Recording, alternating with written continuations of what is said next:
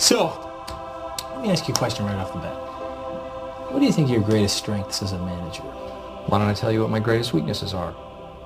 I work too hard, I care too much, and sometimes I can be too invested in my job. Okay. And your strengths? Well, my weaknesses are actually strengths. Oh. Yes. Very good. There you go. Very good.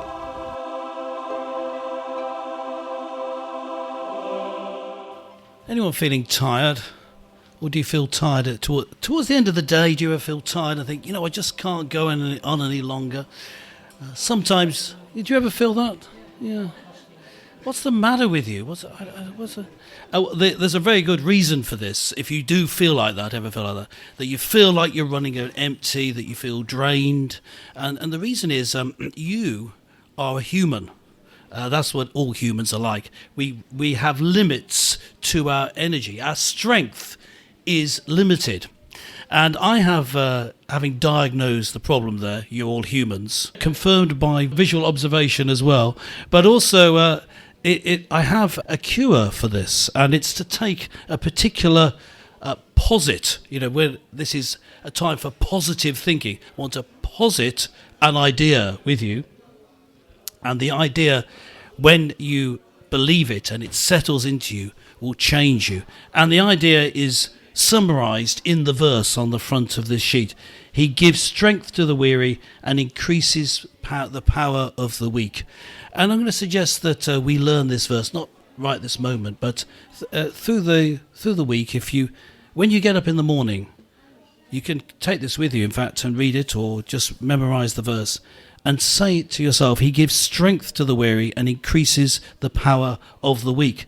And as this truth sinks into you and sinks into me and sinks into your consciousness and into your heart and into your soul, you're ready to receive the strength of God. At least that's what I found. And many people have found that repeating the truths of Scripture, taken in context, of course, we've taken a verse out of context, but it means that in the context, that God is the provider of strength to the weak and the powerless, individuals and groups.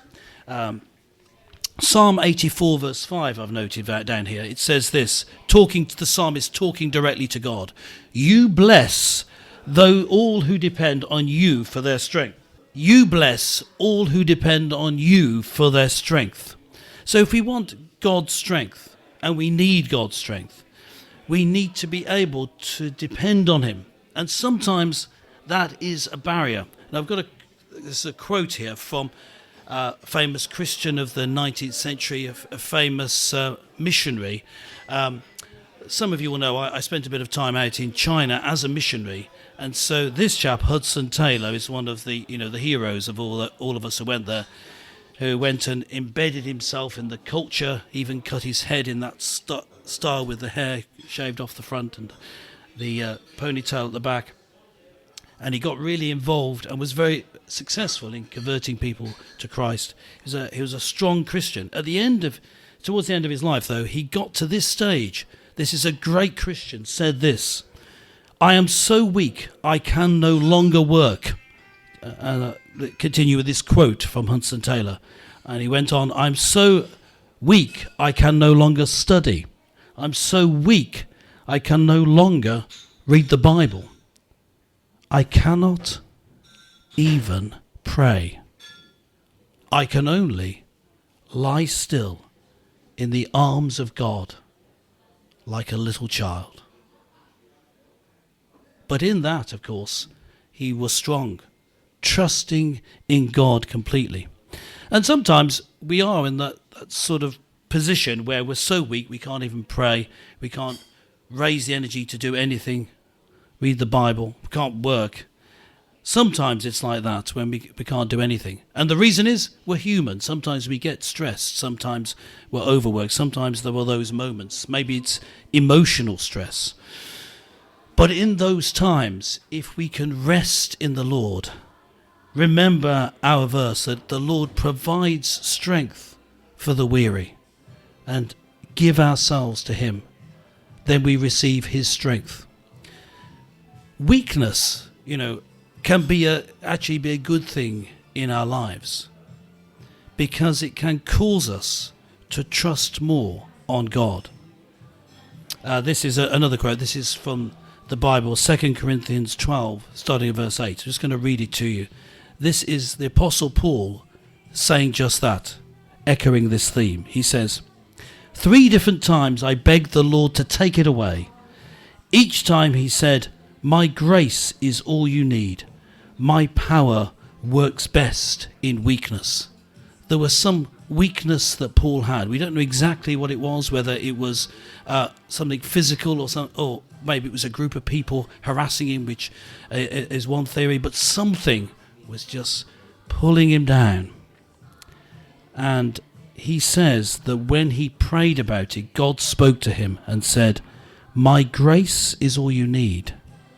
My power works best in weakness.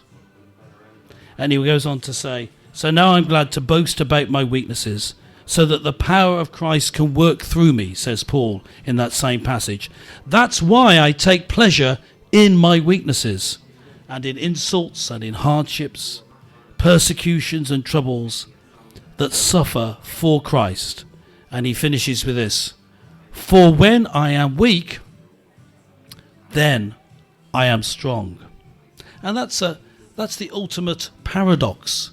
The paradox is that if we are strong, we end up not depending on God. But in weakness, we turn to God, and if we depend on him, then we become stronger. Well, it just seems that that American version of The Office was the better one, when he says, hey, my weaknesses are actually my strengths.